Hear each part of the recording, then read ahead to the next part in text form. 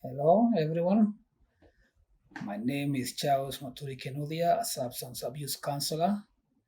I'm also a recovering addict. Welcome to my channel, Drug Addiction, Recovery, and Relapse, a series of talks based on my book, Ask Us About Rock Bottom. In the introductory video, I introduced the subject and said that I'll be dealing with individual cases to show how addiction is, how recovery is, and how serious relapse is. In this, our first case study, I will start with one Sergeant Bette. Sergeant Bette is an officer in the prison service. You may wonder why have I decided to start this series of talks with mention of a prison officer. The tradition in Kenya is that addiction has been treated as a crime, and our prisons are crawling with addicts who have found themselves there either due to selling drugs or doing drugs. And since our system believes in not in correction, it believes in punishment, very many people are there in prison. No wonder there are so many people in prison. Our colleague here, Sergeant Bette, was a young man when he joined the prison services. He joined at the age of 20. At that time, he had started drinking seriously.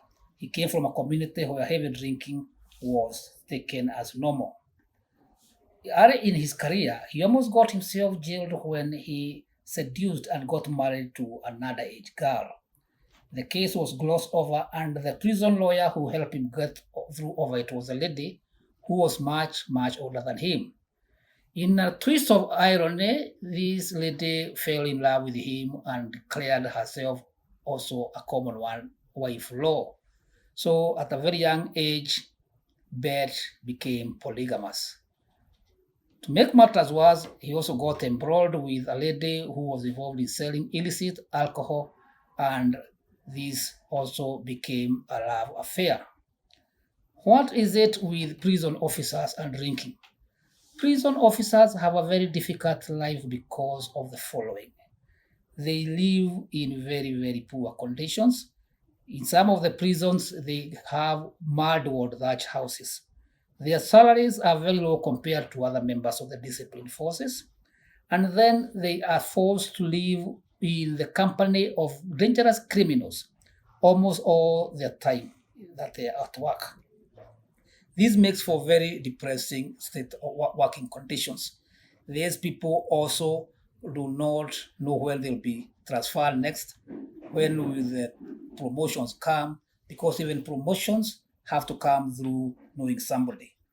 All this confusion in the life of our friend Sergeant Bette led him to more and more drinking. Without knowing it, he was destroying his kidneys and liver.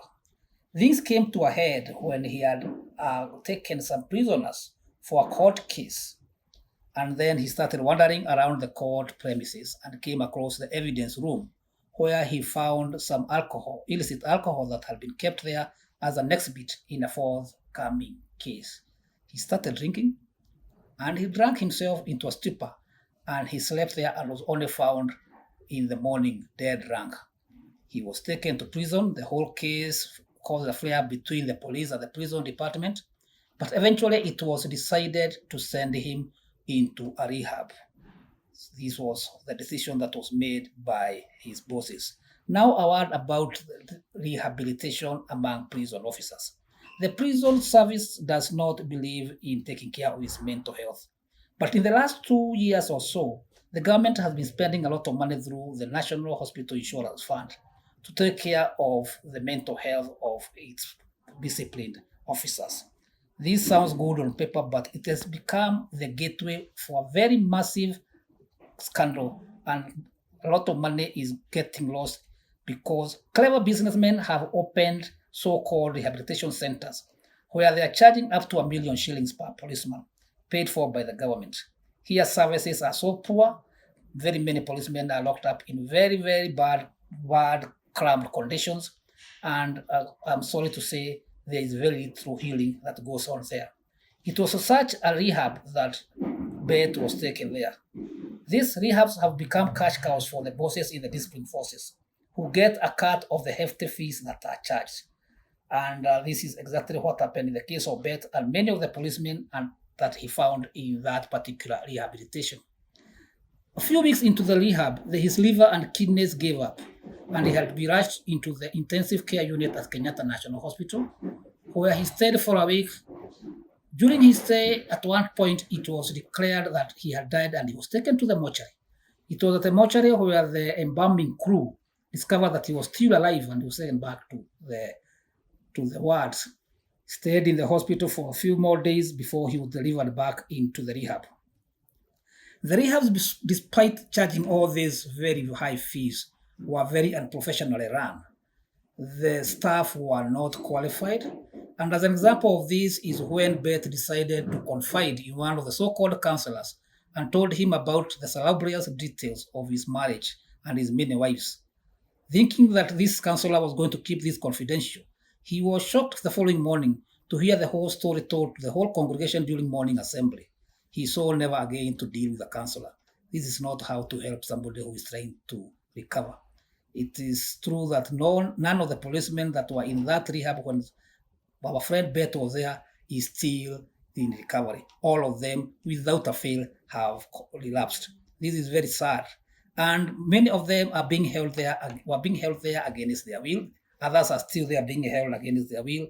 And they can't complain because being members of the discipline forces, complaining or running away from the rehab will be taken to mean mutiny, desertion of duty, and breaking the oath of conduct. And they will be punished.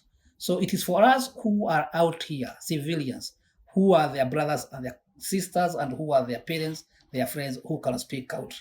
To go back to Bett left swearing that he was going to go back to drinking on that very, very same day. I understand that is what he did.